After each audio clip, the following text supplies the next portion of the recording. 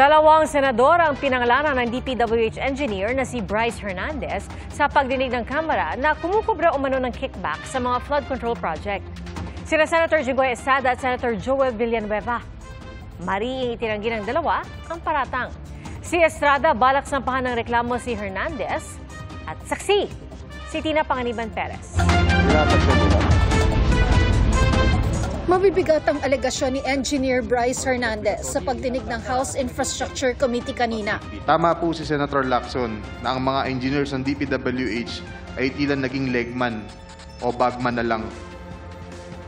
Kung tatanungin niyo po ako kung sino o kanino kami naging bagman, sasagutin ko na po ngayon. Sabi ni Senator Marcoleta kahapon, ligtas ka na. Hindi po ito totoo. Si Senator Jinggoy Estrada, Senator Joel Villanueva, Yusek Robert Bernardo, at D. Alcantara.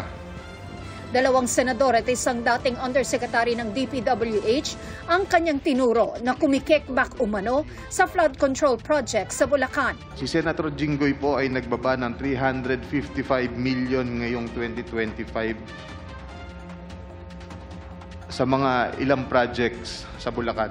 At ang sabi po ng boss ko dito ay 30% ang commitment dito. 600 million pesos last 2023 from Senator Joel Villanueva. At ang SOP nito ay 30% din. Ang 30% commitment o SOP na sinasabi ni Engineer Hernandez ay yung napunta sa mga senador. Kung susumahin, 106.5 million pesos ang 30% ng 355 million pesos. 180 million naman ang 30% ng 600 million. Na-deliver daw ang SOP na ito kay dating District Engineer Henry Alcantara base sa sinabi umano niya kay Hernandez. Si D. Alcantara namin ang masasabing chief implementer. Siya po ang kumakausap sa lahat ng politiko na involved dito. At least 3% po siya sa lahat ng projects na dumadaan sa opisina namin. At pinapasabi pa nga sa amin sa mga kontraktor na kung gusto niyong magkaroon ng maraming project sa susunod, ay magbigay kayo ng additional na 2% sa kanya. Parang finder's fee daw. Ayon kay Hernandez, si Alcantara umano ang nagde-deliver ng pera sa mga politiko at kay dating DPWH Undersecretary Roberto Bernardo na nagbitiw na kamakailan. Ang para kay Villanueva, hinatid pa raw mismo sa bahay ng senador. Dineliver sa bahay niya sa Bukawi ni D. Alcantara at dating hepe ng aming construction si Engineer JP Mendoza. Minsan sabi ni Hernandez, sa opisina niya sa DPWH Bulacan pinadadala ni Alcantara ang pera, tulad ng dinala ni Sally Santos ng Sims Construction. Sa office ko po dinadala ni Sally Santos lahat ng pera na nakakahon. Can you tell us, before this committee, kung gaano nakalaki ang dinalang pera ni Sally Santos sa office mo? Mula po nung 2022, billion na po. Lahat po ng dinedeliver ni Sally Santos na pera na nakakahon, wala po akong ginagalaw doon. Yun po ay pinakukuha rin ng boss ko sa opisina ko. Kaya lang po doon pinapalagay kasi wala pong tao umakit doon sa opisina ko. Wala po akong katabing opisina doon. Napakasanto mo naman. Yung bilyon na hindi nababawasan at wala ka man lang party doon. Mula 2022. Teka muna, 2022 hanggang anong taon?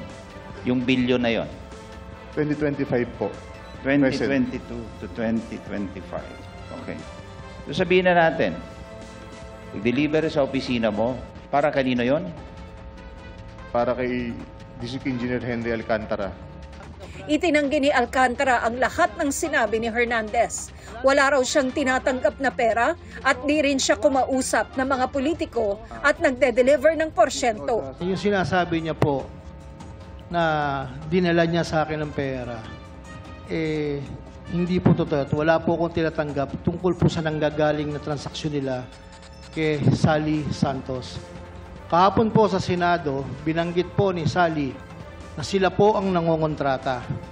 Paano niya po ibibigay sa akin? Kung iyon po ay kontrata nila. Handyan po ang mga hepe namin na kasama namin dati. Handyan po ang project engineer na magte-testify po.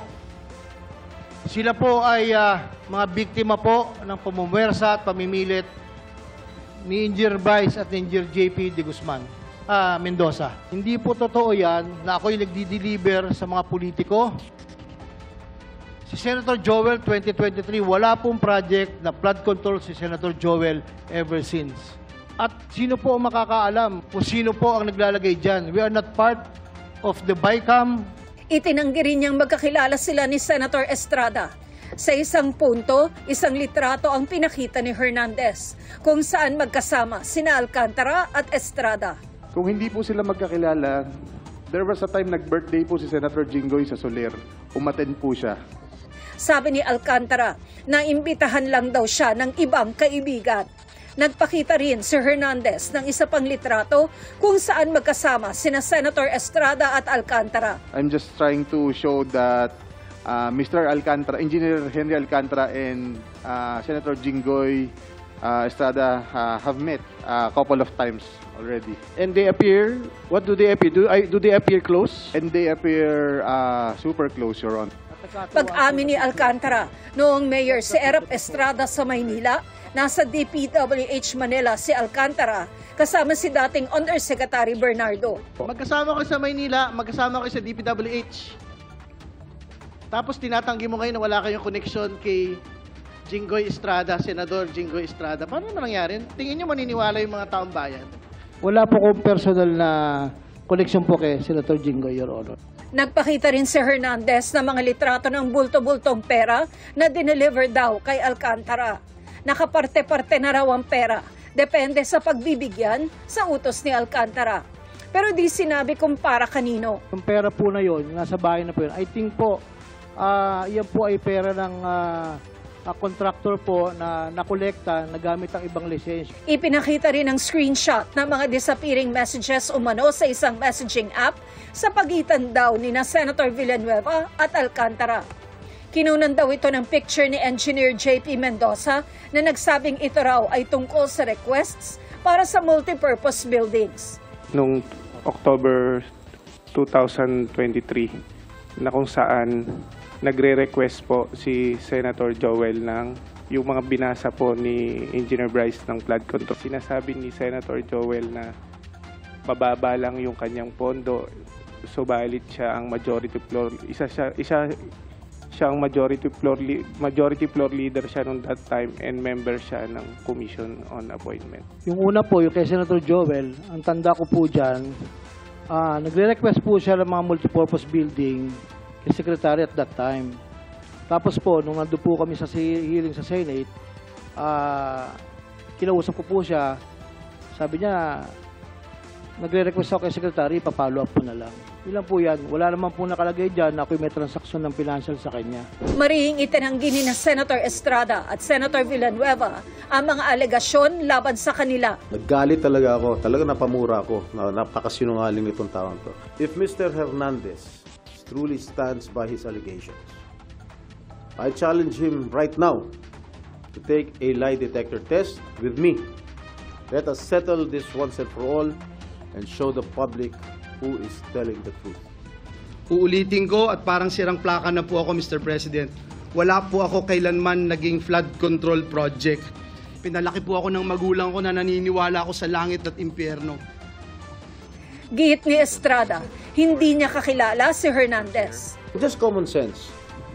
Will you think I will be actively participating in this investigation na nandun siya, nakilala ko siya, nagbibigay siya ng pera sa akin? Siguro he wants to get even with me because I was the one who cited him in contempt at pinakulong ko sa Senado. Hindi rin daw niya kakilala si Alcantara, kaugnay ng picture nila na pinakita sa pagdinig. I do not know, I cannot recall that event, pero sa dami naman nagpapapicture sa akin, hindi ko naman pwede tanggihan. Eh kung drug lord yan, gambling lord, malay ko naman kung drug lord yan o gambling lord, hindi ko naman matatanggihan kung sino nagpapapicture sa akin. Remember, we are all public figures here. Balak din daw niyang magsampa ng reklamo laban kay Hernandez. Lahat siya nasa GAA. Everybody can choose any item from the GAA at ibintang kahit kanino senador. So wala kayong ganung pina-allocate? Isang malaking kasinungalingan ng mga pinagsasabi niya patungkol sa pagbabako ng mga proyekto. Si Villanueva, iginiit na wala siyang tinatago at hindi rin daw niya pagtataksilan ang kanya mga prinsipyo. Hindi lang po categorically denying yung binabatong putik sa atin at para dumihan ang ating pangalan. May resibo po tayo, madaling verifikahin. Tayo po ay more than willing mag-undergo at sumali sa anumang investigasyon sapagkat wala po tayong tinatago. Ayaw ng patulan ng senador ang mga sinabi ni Hernandez na umano'y gumagalaw sa kumpas na hindi niya tinukoy ang pangalan. This is way too low. Assistant District Engineer. Para namang, bakit naman pag-aaksayahan ko ito ng panahon? And then, ito nga po, lumabas bigla kahapon ang taong ito. And I'm not trying, Mr. President, na just to defend myself and hit this pawn, Mr. President. Kasi alam naman natin sinong may hawak dito. Humiling si Hernandez ng proteksyon sa Kamara para doon madetene imbes na sa Senado kung saan na-contempt siya. Pero ayon kay Senate President Tito Soto, napagkasunduan nila na sa custodial center sa Camp Crame idedetene si Hernandez at ang Senate Security ang magbabantay. Sinisika pa ng GMA Integrated News na makuha ang panig ni Undersecretary Bernardo. Hiniling na ni DPWH Secretary Vince Dizon sa DOJ na mag-issue ng Immigration Lookout Bulletin Order laban sa dating Undersecretary. Para sa GMA Integrated News, ako si Tina Panganiban Perez, ang inyong saksi. Mga kapuso, maging una sa saksi. Mag-subscribe sa GMA Integrated News sa YouTube para sa iba't ibang balita.